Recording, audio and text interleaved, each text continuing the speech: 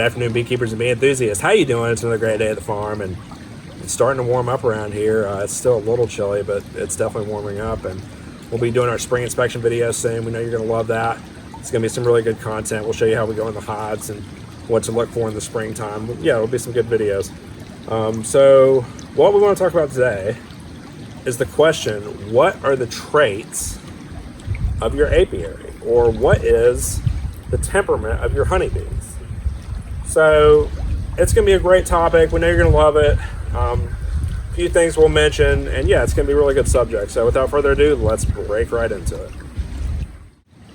So a lot of people ask me, they say, Wes, what type of honeybees do you have? And I think they expect me to say something like, well, I have Russian honeybees, or I have Italian honeybees, or I have Carnelian honeybees.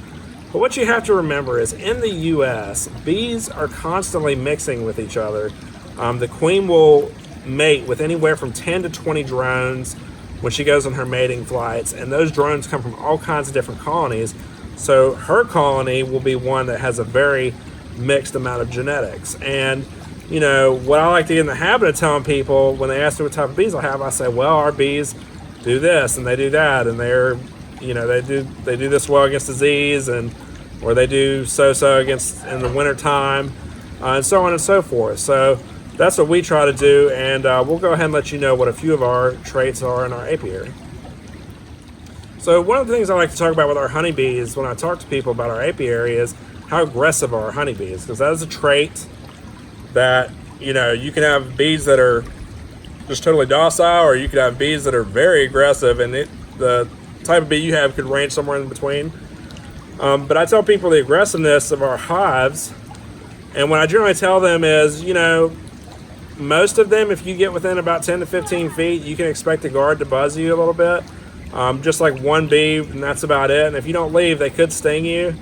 You know, and that's been more frequent in most of our hives, and it just says that our apiary, the traits of our apiary, are a little aggressive. Now, having aggressive bees is not necessarily a bad thing, because we know that the Africanized bees that are extremely aggressive also do very, very well against disease and pests. So, you know, the more aggressive a bee is, they are generally, they survive better that way.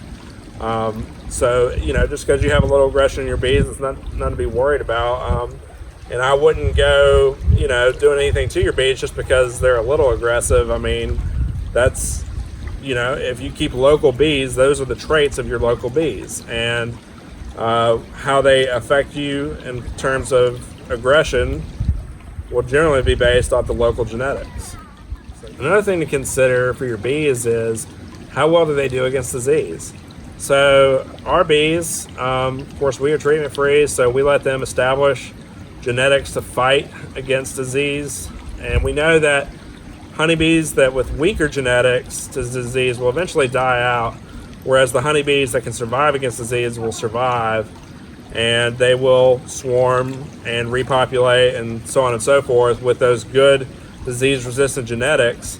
And, you know, we find hive beetles in all of our hives. It's just part of it. We find wax moths, you know, varroa. That is a part of a honeybee ecosystem. Like, it's just the way it is. And as much as we try to get rid of it all, I mean, it always still seems to be there. So sometimes we just have to accept it's just part of the ecosystem. And so we shouldn't, you know, be making drastic measures to try to, you know, change it all up, in our opinion anyway.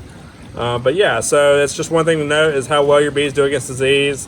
If you've got bees that can survive every year without, you know, too much help from yourself, then those bees will have strong genetics and they will do well in the future. And ours certainly do. We've grown our apiary every year for, you know, the last few years since 2019, and we've done that treatment free. So it is worth knowing how well your bees do against disease. So another thing to mention is, you know, how well our bees do in the season. So pretty much we have really good survival rates in the spring, summer, and fall. We really don't lose colonies during that time, but in the winter we, you know, can lose a few colonies sometimes. It just happens. So, you know, what you have to remember at the end of the day is, you know, there's some bees that can fight off the weather, and then there's some bees that just succumb to it, and so